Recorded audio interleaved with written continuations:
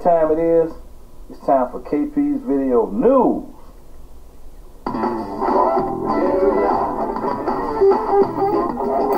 KP's Video News, y'all. KP's Video News, y'all. KP's Video News, y'all. Right. KP's Video News, y'all. It's time for what? KP's Video News, y'all. That's right, it's time for KP's Video News, y'all. I'm rolling up my sleeves, man. Trying to get ready. What is this thing? Boy. Okay. Yeah, folks. This is episode 499. That's right, 499. My next episode will be 500. I'm going to try to do something a little special. I'm going to try to see if I can piece together some of my old videos. Try to see if I can piece them together. Try to give you a recap of some of my old videos, some of the fun I've been having over the years. I'm going to try to attempt to do that. Hopefully I'll be successful at it. Only thing I can do is try. Give it the old college try, and yeah, man, it's been a nice little journey here. 499 episodes, coming up on 500 YouTube videos, and if you look at the count, sometimes it might show over, but those were a couple of experimental videos I did up front, but I don't think I ever really placed those in the queue. Anyway, we're gonna go get started here with situation, man. And this just goes to show you, all you people out there that don't think that that think everything is all level and all, you know, we don't need this and we don't need that because we got a level playing field. Think again. Because it's not hardly level. It's not level, and stop lying to yourself. Because here's the situation. You have a black woman in Ohio that was sentenced to 18 months in prison, while the white woman with the exact same similar crime got probation.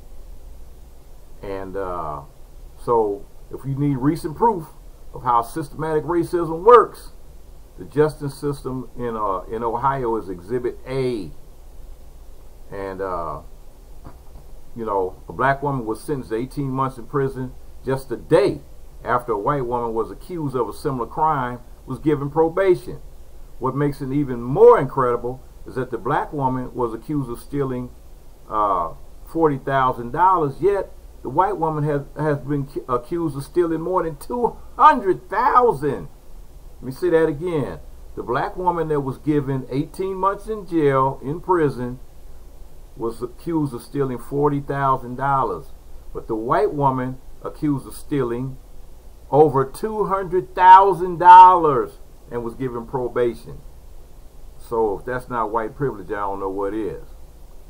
So Carla Hopkins, a 51-year-old former secretary of Maple Heights High School, pleaded guilty back in June to one count of theft in office, third-degree felony. She was facing the likelihood of probation up to a prison sentence of 3 years. She pleaded guilty to stealing more than $40,000 of school money meant for class of 2018 and received an 18-month sentence. The money was stolen between July 2017 and June 2018 from programs that included the class of 2018's dues and yearbook fees. The money stolen was also from auto tech, student council, flag drill teams, and book and ID badge fines, according to prosecutors. And so the Cuyahoga County Common Pleas Court Judge Rick Bell to impose a 9 to 12 month prison sentence. The day before However, another public employee who had stolen nearly $250,000 from the village of Chagrin Falls received probation. Debbie Bosworth, a white woman, was a clerk in the village's utilities and building departments. She had pleaded no contest to 22 counts, which included third-degree felony theft in office. Bosworth admitted to stealing more than $20,000 a year as the residents in her town paid their water bills in cash. After being caught back in 2019, she began paying back the money she stole, and the prosecutors seized more than $200,000 from her bank account. Bosworth resigned and kept her pension. Common Pleas Court Judge Holly Gallagher sentenced Bosworth to 2 years of probation.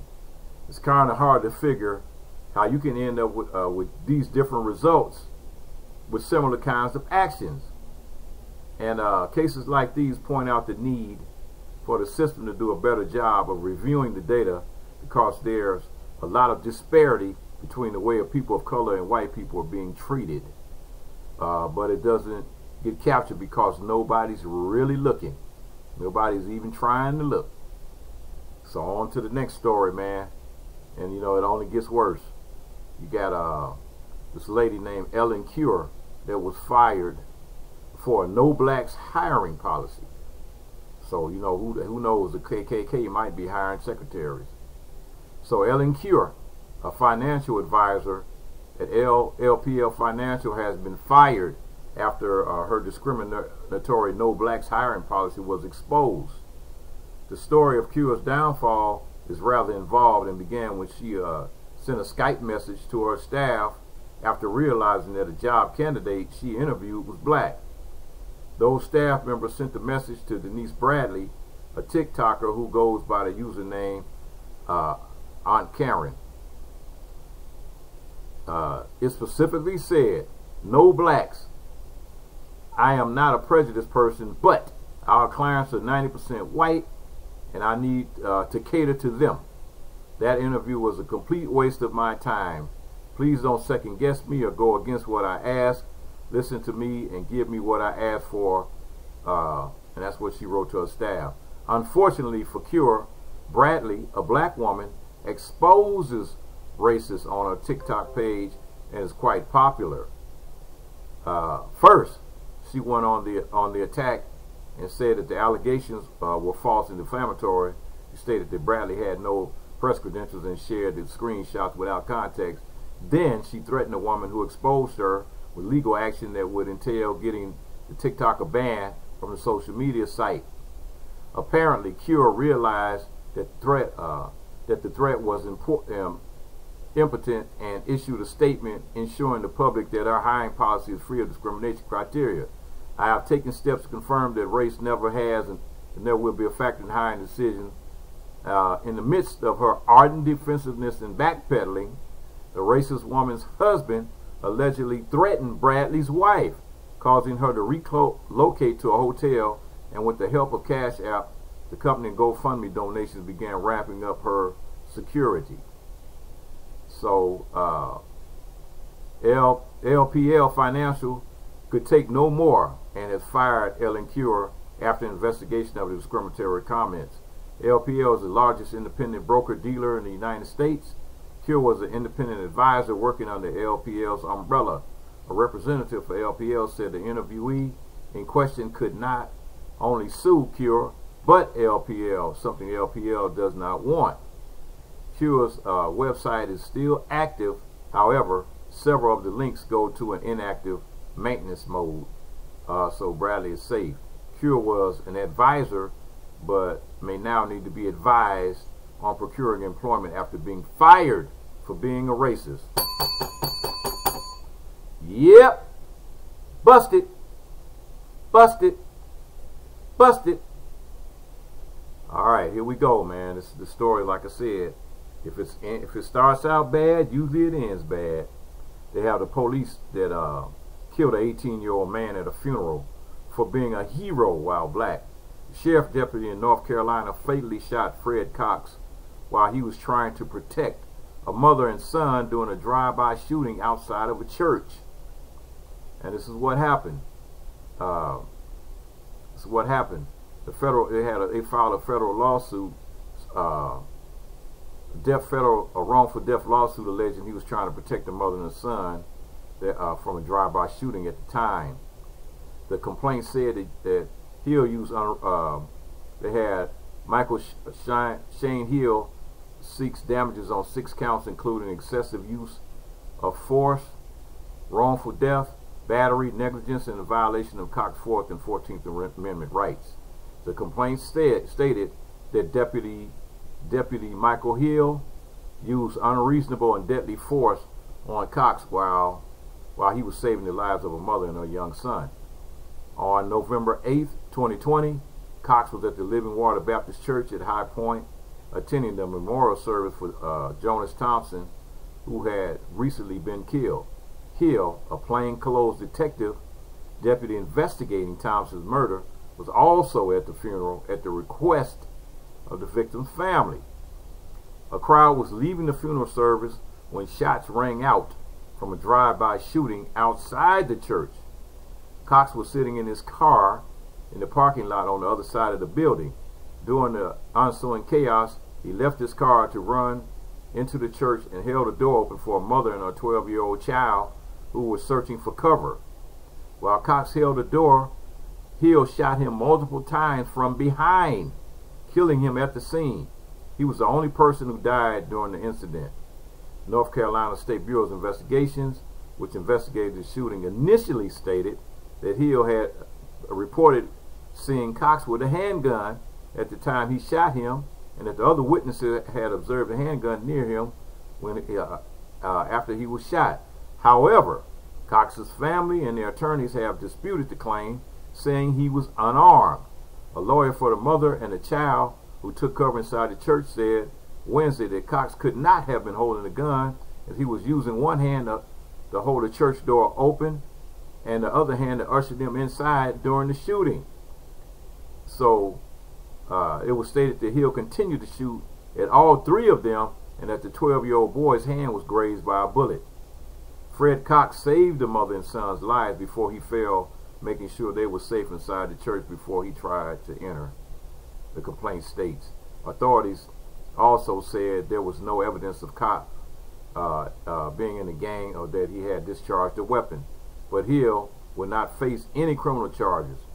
And so the Guilford County grand jury decided not to indict him in June. Attorneys for Cox's family said they believe Hill continues to be employed by the sheriff's office and has faced no disciplinary action for the shooting. The sheriff's office did not respond to requests for comment. And so the parents are really highly upset. For so long we have been marginalized, people stopped and injured by police while driving while black, riding a bicycle while black, walking down the street while black. But this young man was shot in the back by an officer while trying to save their lives, save lives in a very dangerous situation. Wow, that's crazy, man. On to the next Cop Watch video. You got a viral video. It shows a DC cop punching a black man 12 times as other officers watch. So Washington, D.C., Chief of Police is responding to multiple news reports and a viral video that appears to show a white Metropolitan Police officer repeatedly punch a black man as 2 other officers try to restrain the alleged suspect, and another cop protects his colleagues from a gathering crowd. It does not appear any of the 3 officers did anything to stop the punching by the officer. The officer who threw the punches is on administrative leave pending the Metropolitan Department's internal investigation. Other MPD officers present when the man was punched are on no contact duty. At one point, one of the officers takes his gun out of his holster and tells the crowd to back away. The officers allegedly suspected the man they were attempting to detain of having a gun. Oh boy. Suspected. It's not currently known why they were attempting to detain him.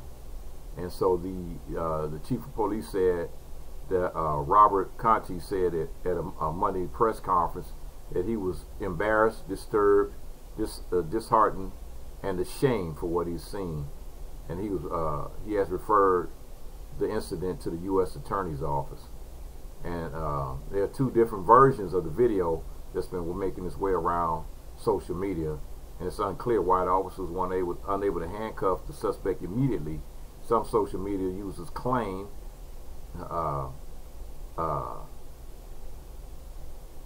that he was not resisting arrest until he was hit. At one point, he appears to raise his hands and to fend off another blow to his face. The strikes appeared to escalate the situation. So it's like, wow, man, this whole everything is going crazy, man. Everything going crazy. So here we got an old granny. I'm going to the next story here. Got an old grandma that got caught. A woman arrested and she's facing charges after a traffic stop leads to discovery of multiple bricks of heroin in her car.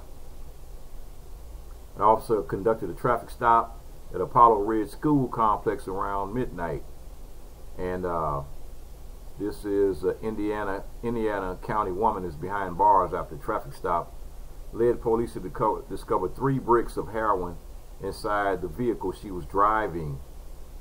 And the officer conducted the traffic stop. During the traffic stop, the driver of the vehicle was identified, and so while searching the vehicle, the officer discovered the 3 bricks, or 150 bags of heroin inside the vehicle. Watkins was taken into custody and taken to the Kiski Township Police Department. Police then discovered additional heroin and drug paraphernalia hidden inside Watkins' clothing. Watkins is being held at the Armstrong County Jail, awaiting arraignment on possession of controlled substance, possession with intent to deliver a controlled substance, and possession of drug paraphernalia charges. Wow, man, this is. I mean, you know, I got to try to end this thing, man. With you know, I got to try to end this with a couple of positive stories here. So, nationwide, we got Christopher Watson and Aaron Steed, known as the Credit Brothers, have surpassed industry expectations by launching a new service called Disputed for Free that helps individuals with families and accurately monitor and correct their credit reports by removing invalid collection accounts and other errors. Their story went viral over a year ago when they helped put 50 families in homes within 6 months. Now, however, these 2 brothers are responsible for assisting well over 250 families across the United States get into homes. They have been recognized in Black Enterprise, Face to Africa, and have been mentioned by many celebrities via social media for their efforts and their hard work. That's right. Now, they have patterned a software company to make credit repair free. Christopher comments, with everything we are doing, the 2 hurdles we are seeing are pricing for credit restoration or the independence of clients wanting to fix their credit, but rather have guidance along the way. Aaron chimes in with the same viewpoint. Yes, that's the objective that we mainly see. They either can't afford it monthly or they want to fix it themselves but don't know where to start. With Chris and me coming from the community, we understand both. Our overall goal is to help anyone willing to help themselves, whether the roadblock is a financial strain or the avenue is independence. We also talked about how they plan on being an economic powerhouse in the upcoming years. And that's www.disputedforfree.com. That's all right. KP's Video News, y'all. And you know what time it is? And you know what time it is? It's time for KP's Video News.